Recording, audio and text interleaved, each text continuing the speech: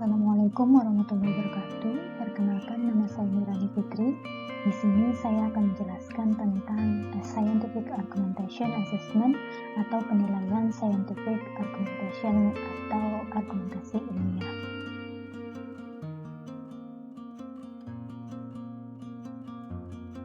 Makalah ini dibagi menjadi 3 bab. Yang pertama adalah pendahuluan, berisi latar belakang, rumusan masalah dan tujuan, kemudian pembahasan yang berisi indikator dan contoh penilaian argumentasi ilmiah, yang ketiga penutup yang berisi kesimpulan serta saran.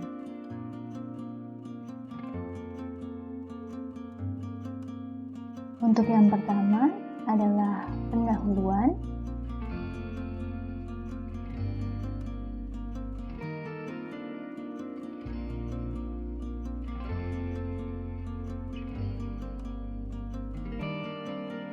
Seperti yang sudah dijelaskan, pendahuluan terbagi menjadi 3, yaitu latar belakang, rumusan masalah, dan tujuan. Untuk latar belakang di sini, selama beberapa dekade terakhir, para peneliti dan pembaharu dalam pendidik sains semakin menekankan pentingnya mengajar siswa tentang argumentasi ilmiah. Argumentasi ilmiah merupakan bentuk penyelidikan di mana kebenaran kesimpulan didirikan secara kumulatif berdasarkan kesimpulan lain yang mapan dengan bukti. Selama dekade terakhir, konsep argumentasi ilmiah sebagai praktik pedagogis dan kompetensi inti mendapat penekanan dalam sains sekolah di seluruh dunia. Partisipasi siswa dalam argumentasi ilmiah meningkatkan pemahaman konseptual, epistemologis, dan metodologis mereka tentang sains, dan sebagai praktik argumentatif dapat meningkatkan pemikiran kritis siswa, persepsi, dan evaluasi bukti. Untuk mengukur kemampuan argumentasi ilmiah, maka diperlukan asesmen argumentasi ilmiah. Dalam makalah ini akan dibahas lebih lanjut tentang indikator penilaian argumentasi ilmiah serta contoh penilaiannya.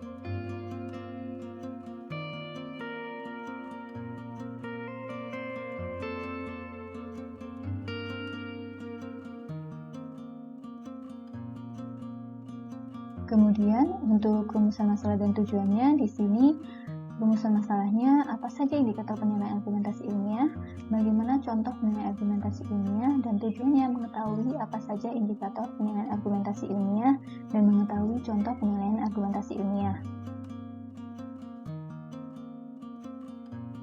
Kemudian yang kedua adalah pembahasan. Dalam pembahasan, pertama-tama kita harus tahu dulu apa argumentasi ilmiah. Argumentasi ilmiah itu dapat digambarkan sebagai semacam wacana di mana klaim pengetahuan secara individual dan kolaboratif dibangun dan dievaluasi berdasarkan bukti empiris atau teoritis.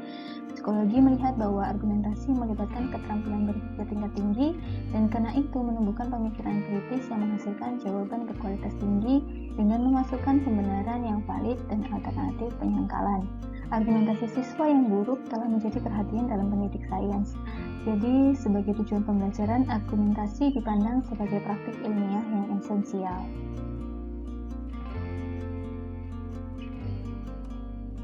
Indikator argumentasi ilmiah.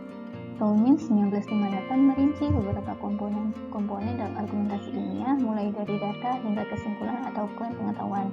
Dalam bagan dapat dilihat bahwa Tolmin argumentation pattern terdapat data, warrant, backing, qualifier, claim, dan rebuttal. Untuk penjelasan komponen argumentasi ilmiah, yang pertama adalah data, merupakan fakta berdasarkan kenyataan digunakan untuk membuktikan klaim. Klaim merupakan pernyataan yang digunakan untuk menjawab suatu masalah atau hipotesis. Warrant menjelaskan hubungan antara data dan klaim. Warrant juga menjelaskan bagaimana data mendukung sebuah klaim. Kemudian, backing merupakan bentuk dukungan yang diperlukan jika warrant tidak dapat diterima. Qualifiers, ungkapan derajat kepastian dan ketidakpastian sebuah argumen, seperti penggunaan kata possibility, dependent, dan certain. Rebuttals merupakan kontra-argumen atau pernyataan yang digunakan saat klaim tidak dapat diterima.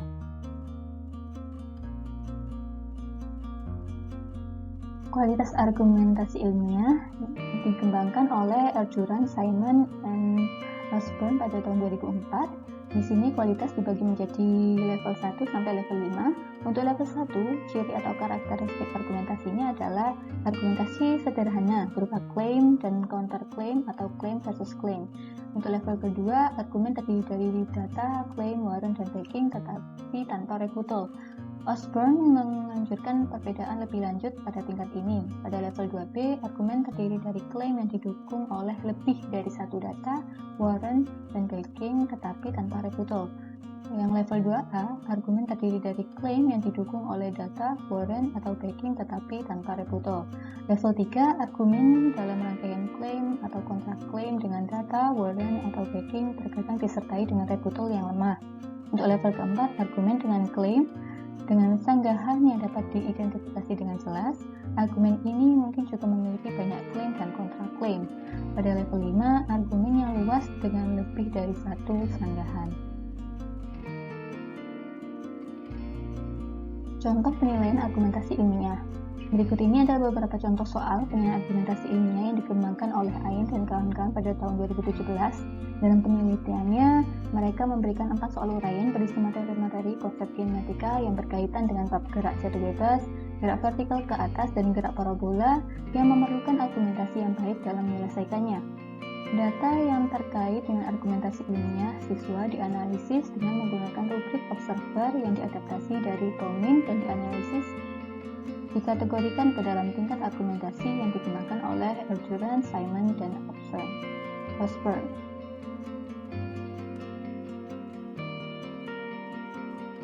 Contoh yang pertama, berdasarkan fenomena berikut, berikan argumen dan analisis Anda. Apakah ada benda yang memiliki kecepatan sesaat sama dengan kecepatan rata-rata pada suatu titik tertentu selama benda tersebut bergerak? Untuk peristiwa yang pertama, sebuah bola dilempar vertikal ke atas hingga mencapai titik tertingginya, kemudian jatuh kembali ke tangan si pelempar. Kasus kedua, sebuah mobil balap bergerak dari keadaan diam hingga kecepatan 100 meter per sekon. Kondisi ketiga, pesawat ruang angkasa di ruang angkasa yang bergerak dengan kecepatan konstan. Untuk contoh yang kedua, dalam kasus penerjun payung yang terbang dari pesawat, penerjun payung pertama melompat dari pesawat, kemudian penerjun payung kedua melompat hingga keduanya bergerak bebas dalam alat vertikal. Berikan argumen dan analisis. Apakah A, selama gerakan jatuh bebas, kecepatan mereka setiap saat adalah sama? B, selama gerak jatuh bebas, kecepatan mereka berbeda setiap saat? Dan C, selama gerak jatuh bebas, kedua penerjun payung selalu memiliki jarak yang sama sampai mendarat di tanah. Contoh yang ketiga, sebuah batu dilempar dengan kecepatan tertentu sehingga bergerak dengan lintasan parabola. Menurut pemahaman Anda, apakah ada suatu titik di sepanjang lintasan yang ditempuh oleh batu tersebut di mana kecepatan dan kecepatannya adalah A, sejajar atau sejajar satu sama lain, B, saling tegak lurus. Kemudian contoh yang terakhir, 3 bola berada di atas atap rumah yang tingginya sama. Bola pertama dilempar vertikal ke atas dengan kecepatan x meter per sekon, bola kedua dilempar horizontal dengan kecepatan yang sama, dan bola C dilepaskan vertikal ke bawah. A, akankah semua bola mencapai tanah secara bersamaan? Jika tidak, sebutkan urutan bola yang dicapai di tanah. Berikan alasan Anda atas jawaban Anda. Apakah semua bola memiliki kecepatan yang sama saat menyentuh tanah?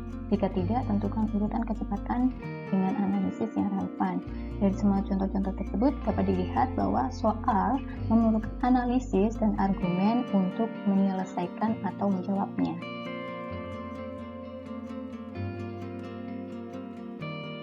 Yang terakhir, penutup.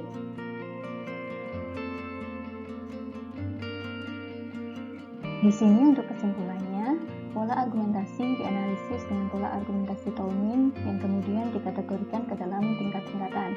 Pola argumentasi Tolmin terdiri dari claim, data, warrants, qualifier, rebuttals, dan backing. Kualitas atau tingkat argumentasi ilmiah dikembangkan oleh Eljuran, Simon, dan Osborne yang mengkategorikan tingkat argumentasi ilmiah ke dalam tingkat 1 sampai tingkat 5. Penilaian argumentasi ilmiah dapat dikembangkan dengan pengembangan soal tes yang mengandung atau memerlukan argumentasi untuk menyelesaikannya. Data yang terkait dengan argumentasi ilmiah siswa dianalisis dengan menggunakan rubrik observer yang diadaptasi dari Tolmin. Data yang telah dianalisis kemudian dikategorikan ke dalam tingkat argumentasi yang dikembangkan oleh Erdogan, Simon, dan Osborne.